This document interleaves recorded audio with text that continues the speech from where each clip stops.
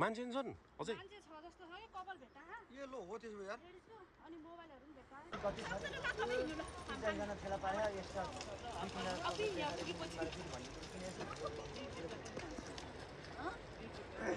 के यहाँ चाहिँ त्यहाँ के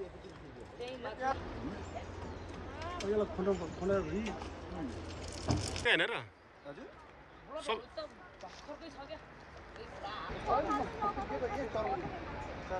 कस्तो चाहियो